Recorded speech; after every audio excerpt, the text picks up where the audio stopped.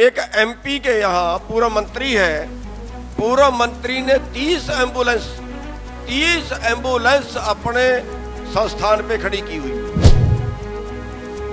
ये 30 एम्बुलेंस छुपा के क्यों खड़ी की हुई है?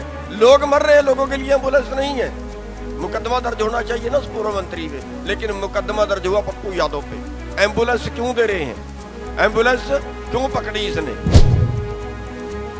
कि आज पूरी दुनिया को, पूरे देश को खड़ा हो जाना चाहिए, छोटे से छोटे आदमी को भी खड़ा हो जाना चाहिए।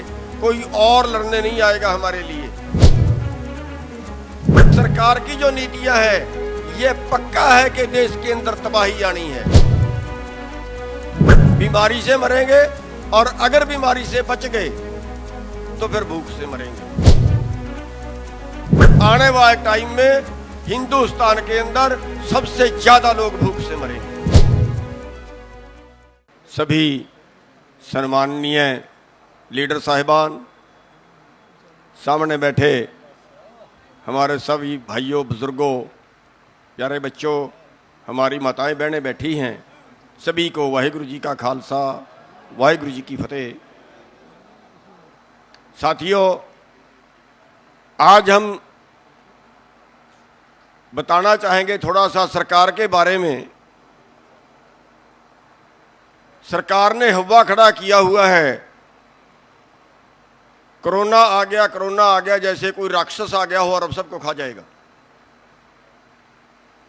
लेकिन सरकार का धर्म क्या है? पिछले 1 साल से ज्यादा हो गया है कोरोना कोरोना करते, इसको महामारी बताते, लेकिन उसके लिए सरकार ने इंतजाम क्या किए?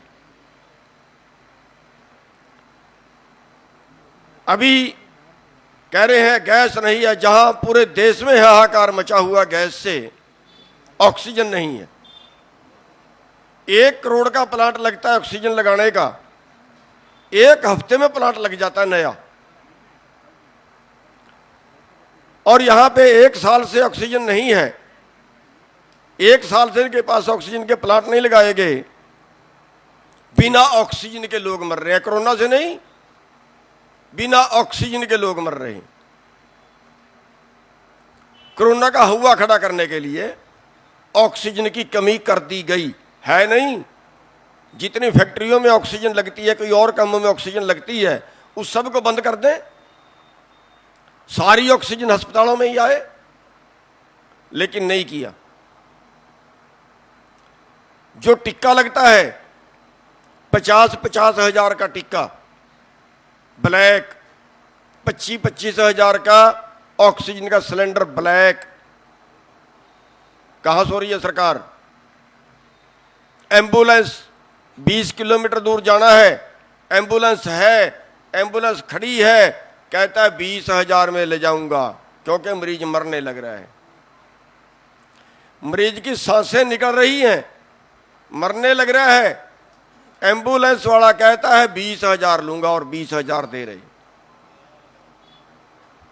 बेड है, हॉस्पिटल में बेड है, लेकिन दे नहीं रहे हैं। देंगे अगर चोरी से उनको 2 लाख रुपए रिश्वत देंगे। कौन सी व्यवस्था है? मैं कहता हूं कोरोना है लोगों को डरा के मारने के लिए। यहां तक है कि संस्कार करने की ब्लैक है, आदमी को फूकने की ब्लैक है। क्यों? बाकी शमशान घाट बंद कर दिए। 100 शमशान घाट थे तो 15 खुले रखे, बाकी बंद कर दिए। उन 15 में ही संस्कार होगा। 12,000 रुपए तो कम से कम कीमत है फूकने की, वरना तो लाइन लगी है, और 50,000 रुपए तक भी ब्लैक है। कौन सा जमाना आ गया? कौन सी सरकार है ये? इतनी फेलियर सरकार हमने आज तक नहीं देखी। एक नया मामला और सामने आया। बिहार के अंदर एक नेता है पप्पू यादव, काफी सेवादार है, पीछे कोरोना काल में बहुत सेवा उसने की है लोगों की। एक एमपी के यहाँ पूर्व मंत्री है, पूर्व मंत्री ने 30 एम्बुलेंस अपने संस्थान पे खड़ी की हुई है, उसने जाके पकड़ी। ये 30 एम्बुलेंस छुपा के क्यों खड़ी की हुई है? लोग मर रहे हैं, लोगों के लिए एम्बुलेंस नहीं है। मुकदमा दर्ज होना चाहिए ना उस पूर्व मंत्री पे, लेकिन मुकदमा दर्ज हुआ पप्पू यादव पे। एम्बुलेंस क्यों दे रहे हैं? एम्बुलेंस क्यों पकड़ी इसने? पप्पू यादव पे मुकदमा दर्ज हुआ, अरेस्ट कर लिया। साथियों, ये सरकार पता नहीं तो आबादी कम करने का इनका चक्कर है कि मरने तो जितने मरते हैं, और पता नहीं इनमें इंसानियत नाम की चीज नहीं बची है।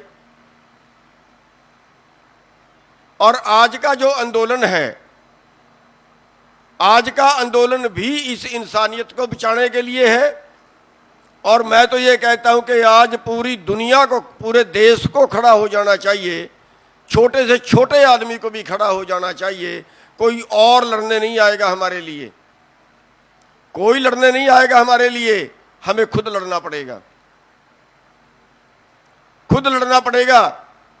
वरना इस सरकार की जो नीतियां हैं, ये पक्का है कि देश के अंदर तबाही आनी है। क्यों इलाज फ्री नहीं किया जाता? पंजाब से खबर आ रही थी कि गुरुद्वारा साहब की तरफ से, अमृतसर की तरफ से ऐलान किया गया है कि पूरे पंजाब का इलाज फ्री कराएंगे। खबर आई, बाकी तो आप लोग जानते होंगे ज्यादा। लेकिन एक हमारे देश के अंदर जहां पेट भरने का गुजारा नहीं है, जहां 2 वक्त की रोटी नहीं है, अगर उसको कोरोना होता है तो क्या वो इलाज करा सकता है? क्यों इलाज फ्री नहीं है? ये इतने जो है वो कॉलेज पढ़े हैं, इतने स्कूल पढ़े हैं, उनके अस्पताल बना दिए जाएं। क्यों मरने के लिए छोड़ दिया लोगों को? क्यों फ्री इलाज नहीं है सबका? साथियों, आज वक्त है पूरे देश को जुड़ने का। बीमारी से मरेंगे, और अगर बीमारी से बच गए तो फिर भूख से मरेंगे। हम समझाना इतनी सी बात चाहते हैं कि ये ना किसान के पक्ष में है सरकार, ना मजदूर के पक्ष में है सरकार, ना शहर वाले के पक्ष में है सरकार।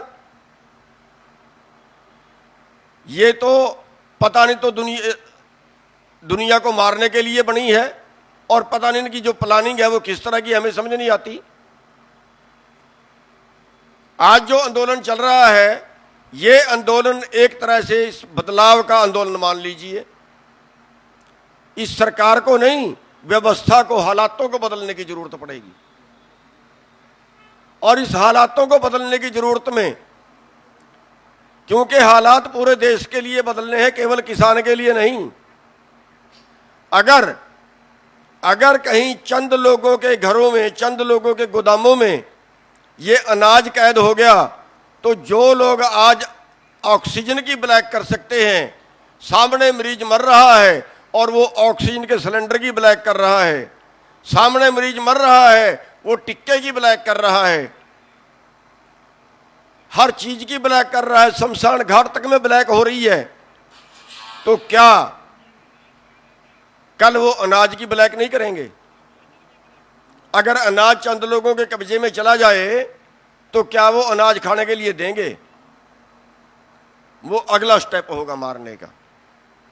आने वाले टाइम में हिंदुस्तान के अंदर सबसे ज्यादा लोग भूख से मरेंगे, सबसे ज्यादा लोग भूख से मरेंगे, और तब कुछ नहीं कर पाएंगे हम लोग। आज किसान लड़ रहा है, अपने लिए नहीं, पूरे देश के लिए लड़ रहा है।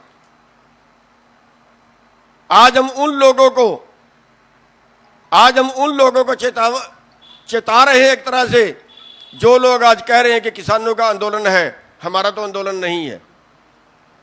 जो शहर में बैठे लोग हैं, भूख से वो ज्यादा मरेंगे। हम तो हमें तो जितनी हमें जरूरत होगी गेहूं की, उतनी साल की रख लेंगे। जितनी जरूरत होगी धान की उतनी साल के लिए रख लेंगे। हम तो किसी तरह से किसी तरह फिर भी बच जाएंगे, लेकिन जिनके पास जमीन नहीं है वो लोग तो सारा मोल का लेके खाएंगे, और सबसे ज्यादा जो मुसीबत होगी वो उन लोगों के लिए होगी। इसलिए आप लोगों को सबसे ज्यादा उन लोगों के पास आ जाना चाहिए जिनके पास जमीन नहीं है, चाहे वो हमारे गांव के मजदूर हैं, चाहे वो शहर वाले हैं। आप सब लोगों को, जितने भी हमारे ब्लॉकों के, जिलों के छोटे पदाधिकारी, उससे भी जो छोटे गांवों के पदाधिकारी हैं, उन सबको अपने गांव के मजदूरों के पास, अपने नजदीक के शहर वालों के पास, अपने नजदीक के दुकानों वालों के पास, उन सब के पास जाके उनको जोड़ना चाहिए। इस आंदोलन को एक महा आंदोलन का रूप दे दीजिए। यह बदलाव का आंदोलन जब तक बनके खड़ा नहीं होगा तब तक शायद सरकार के नहीं हिलेगी, और तब तक आपका शोषण, अब ये आंदोलन जीत भी जाए तो कुछ ना कुछ कल और नया कानून लाके खड़ा कर देंगे। हम एक कानून के लिए लड़ते हैं, जब तक उसका वो पूरा नहीं होता एक और हमारे ऊपर थोप दिया जाता है, फिर उसके बारे में सोचते हैं, फिर तीसरा और हमारे ऊपर थोप दिया जाता है। साथियों, ये आंदोलन जो है ये आर पार का करने का बड़ा आंदोलन है। इससे बड़ा आंदोलन आज तक खड़ा नहीं हुआ। जिस तरीके से इस बार में हम लड़ रहे हैं, इतना बड़ा आंदोलन पहले कभी खड़ा नहीं हुआ। और साथियों, मैं आपको धन्यवाद भी देना चाहूँगा, बधाई भी देना चाहूँगा, जो आप इतनी बड़ी संख्या में दोबारा से आए हो। दोबारा से आने की नहीं, हम तो अपने खेत के काम के लिए गए थे। और एक चेतावनी सरकार को और हम ये देना चाहेंगे कि सरकार कहीं भूल में ये सोच ले कि अब इनकी संख्या कम हो गई है। जिस दिन सरकार ने पंगा ले लिया ना, जिस दिन सरकार ने छेड़खानी कर ली ना, हम 24 घंटे के अंदर अंदर लाखों की संख्या में पहुंच जाएंगे हमारे लोग यहां पे।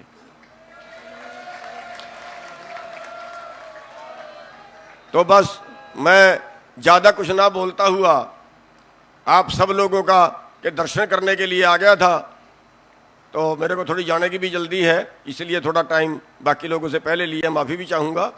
तो आप लोग जो इतनी संख्या में आए हैं, और मैं बस यही बेनती करता हुआ कि जिन लोगों के पास ज़मीन नहीं है उन लोगों को भी हम ज़्यादा से ज़्यादा अपने साथ जोड़ें, ताकि देश के अंदर एक महा आंदोलन खड़ा किया जा सके। आपने हमारी बात सुनी, सबका बहुत बहुत धन्यवाद। T5 चैनल पंजाबी हुणे सब्सक्राइब करो, बेल आइकन पे क्लिक करो।